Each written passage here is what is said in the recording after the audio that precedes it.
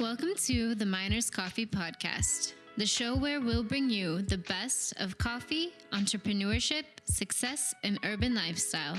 I'm Sarah, full-time coffee fanatic, former barista, and now your host. Together, we'll take a deep dive into what makes the Miners and other companies like it stand apart from the rest. We'll look at how businesses grow from an idea you had just before bed into internationally known enterprises. We'll interview the people who lead the charge and learn what makes them tick. And hopefully, by the end of it, you may be just so inspired to go out and create something from nothing yourself. During my year-long stint as a barista, I served coffee at WeWork, perhaps the most famous co-working spot in the world. In terms of work, I won't lie, it was pretty intense. It was an open bar situation, so if you could imagine, free coffee, good coffee, in a 7-story office building all day long. Who wouldn't abuse that perk? I know I would if I wasn't behind the bar.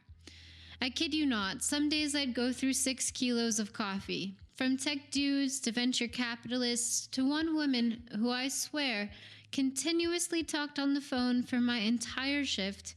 I was making the fuel that would propel these go-getters through 12-hour-long days, until, of course, the self-serve draft beer would take over around 5.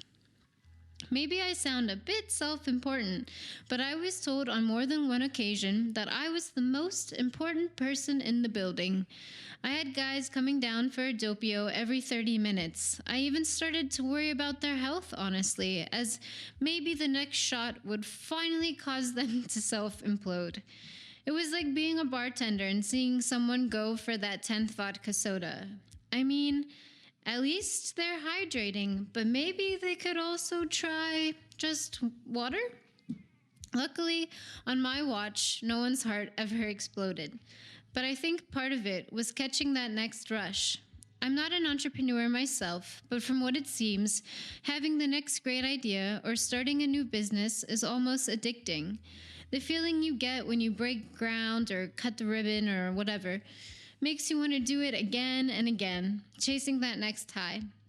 I met a CEO of a game design company through WeWork, and I think he described the entrepreneur archetype perfectly.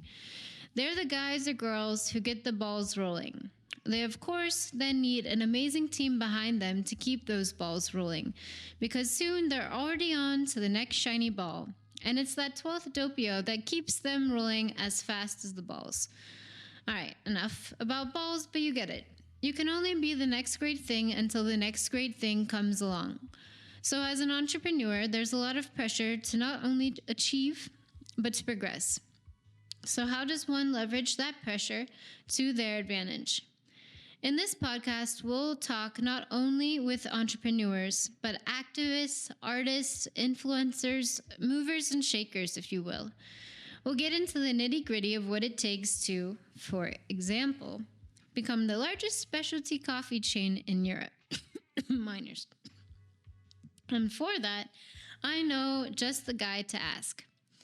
As a bit of a sneak peek, our next episode will feature the one and the only Igor Kopakov, co-founder and CEO of yours truly, The Miners. I promise I will be talking a lot less, and I probably won't say the word ball even once, so I hope you'll join us. Thanks for tuning in to the Miners Coffee Podcast. If you enjoyed today's episode, please subscribe wherever you get your podcasts, and join us next time as we talk coffee, entrepreneurship, success, and urban lifestyle.